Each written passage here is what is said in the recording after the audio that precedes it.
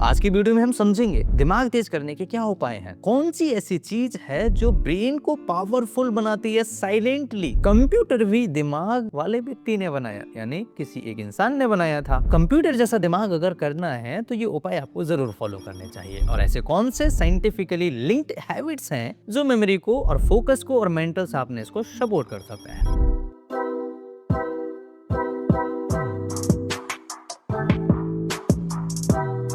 Hello everyone, my name is doctor Lokendra from Gwalior, Madhya Pradesh. देखिए, हमारा दिमाग सिर्फ सोचने का ऑर्गन नहीं है, ये पूरे शरीर का कमांड सेंटर है। हर थॉट, हर मेमोरी, हर डिसीजन, हर इमोशन और वो नर्व कनेक्शन की वजह से बनता है। लेकिन प्रॉब्लम तब शुरू होती है जब ब्रेन को लगातार सिग्नल्स मिलना स्टार्ट हो जाते हैं। और यहाँ सबसे बड़ा विलेन है कांस्टेंट ओवर स्टिमुलेशन। आज हमारा दिमाग हर समय नोटिफिकेशंस, रील्स, शॉर्ट्स वीडियो और इंस्टेंट डोपामिन से घिरा हुआ है। तो आगे आने वाली बीमारियों में एक सबसे बड़ी बीमारी होगी नोटिफिकेशन की। धीरे धीरे ब्रेन डीप फोकस की आदत खोने लगता है और यही वजह है कि कई लोग 30 सेकंड की रील्स घंटों देख सकते हैं। असल में लगातार फास्ट एंटरटेनमेंट ब्रेन को इंस्टेंट रिवॉर्ड मोड में डाल देता है। अब एक ऐसी चीज जो बहुत कम लोग समझते हैं, नींद और दिमाग का कनेक्शन। जब हम सोते हैं तो सिर्फ शरीर आराम नहीं करता है, ब्रेन भी खुद को रिपेयर करता है। कुछ रिसर्च में पाया गया है कि स्लीप के दौरान ब्रेन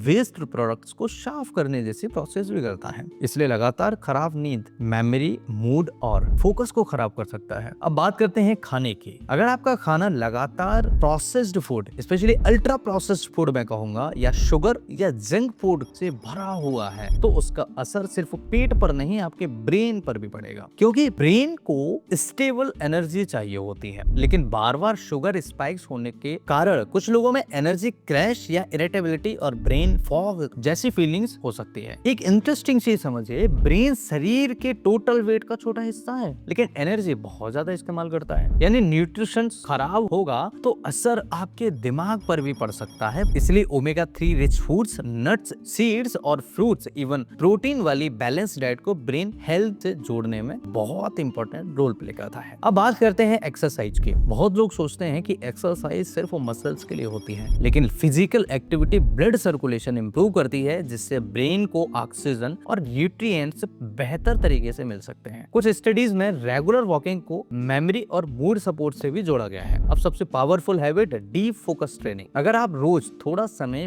बिना फोन के किसी एक काम पर फोकस करना शुरू करें, जैसे रीडिंग है, राइटिंग है, प्रॉब्लम सॉल्विंग है या मेडिटेशन है, तो धीरे धीरे ब्रेन की कंसंट्रेशन जो होता है, एबिलिटी इंप्रूव हो सकती है। असल में ब्रेन भी मसल्स की तरह है, जिस चीज की प्रैक्टिस ज्यादा करेंगे वही मजबूत होगी। अब बात करते हैं स्ट्रेस की। लगातार स्ट्रेस रहने पर शरीर कॉर्टिसोल नामक एक हार्मोन ज्यादा रिलीज करता है और क्रॉनिक स्ट्रेस कई लोगों में फोकस, स्लीप, मेमोरी पर असर डाल सकता है। यही वजह है कि तनाव में लोग छोटी छोटी बातें भूलने लगते हैं। अब एक हिडन प्रॉब्लम, कम पानी पीना। माइल्ड डिहाइड्रेशन भी कुछ लोगों में हेडेक, टाइटनेस और लो कंसंट्रेशन का कारण बन सकती है। यानी कई बार दिमाग की कमजोरी नहीं, लाइफस्टाइल की गड़बड़ी प्रॉब्लम होती है। अब सबसे जरूरी बात, इंटरनेट पर ब्रेन बूस्टर, मेमोरी कैप्सूल और आईक्यू बढ़ाने वाले हजारों चीजों की भरमार है, लेकिन सच ये है, कोई एक मैजिकल पिल दिमाग को जेन्युइन तरीके से नहीं ठीक कर सकती। असल इंप्रूवमेंट धीरे धीरे हैबिट से आता है। सही sleep, deep focus, exercise, healthy diet, कम स्ट्रेस और लगातार लर्निंग से आता है। तो दोस्तों, दिमाग अचानक से कमजोर नहीं होता है, अक्सर वो धीरे धीरे ओवरलोड, डिस्ट्रैक्शन और खराब लाइफस्टाइल से खराब होना स्टार्ट होता है। शायद इसी वजह से आज सबसे बड़ा ब्रेन हैक कोई सीक्रेट मेडिसिन नहीं है, बल्कि अटेंशन को वापस कंट्रोल करना है। इसलिए अगर दिमाग तेज करना है तो आपको ये हैबिट्स को चेंज करना पड़ेगा। इसके अलावा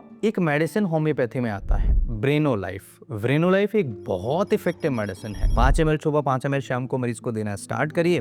मरीज को लगेगा 1 महीने के अंदर कि बहुत आराम हो गया है। दूसरा मेडिसिन जिंको को बिलोबा, क्यू पोटेंसी में 10 से 15 बूंद सुबह और शाम को मरीज को देना स्टार्ट करिए। आप देखेंगे कई सारी ऐसी ब्रेन से रिलेटेड प्रॉब्लम्स मरीज के ठीक होना स्टार्ट हो जाएंगे और मरीज का सोचने समझने की शक्ति बढ़ना स्टार्ट हो जाएगी। स्ट्रेस, एंजाइटी ये सभी धीरे धीरे कंट्रोल होना स्टार्ट हो जाएंगे। दोस्तों आज हमने समझा कि दिमाग को खराब कौन कर रहा है, दिमाग हमारा कैसे ठीक होगा, दिमाग को कैसे हमें ठीक कर सकते हैं, दिमाग को कैसे तेज कर सकते हैं और कौन सी लाइफ स्टाइल है जो हमें करनी चाहिए। दूसरी लाइफ स्टाइल चेंजेस की अगर हम बात करें, सुबह सुबह का योगा मेडिटेशन करिए। सुबह सुबह का मेडिटेशन और योगा अगर आपने स्टार्ट कर दिया 40 से 45 मिनट करिए और आप देखेंगे आपका दिमाग इतना शांत होने स्टार्ट हो जाएगा, इतना तेज होने स्टार्ट हो जाएगा कि हजारों लाखों बीमारियां केवल योगा और मेडिटेशन से जाना स्टार्ट हो जाएंगी। दोस्तों मैं आशा करता हूँ ये वीडियो आपके लिए बहुत इंपॉर्टेंट और हेल्पफुल होगा। जब भी कोई प्रॉब्लम हो, दिमाग सही से काम नहीं कर रहा हो, तो थोड़ा नेचर के पास जाइए, नेचर के पास समय बताइए और शरीर के अंदर पूरी मात्रा पानी की होनी चाहिए। बोले तो 3 से 4 लीटर पानी आपको डेली पीना है। मिलता हूँ फिर एक नई इंटरेस्टिंग ऑथेंटिक वीडियो में, तब तक के लिए स्वस्थ, मस्त और मुस्कुराते रहिए। अपना और अपनों का ख्याल रखिए, यही तो है जिंदगी।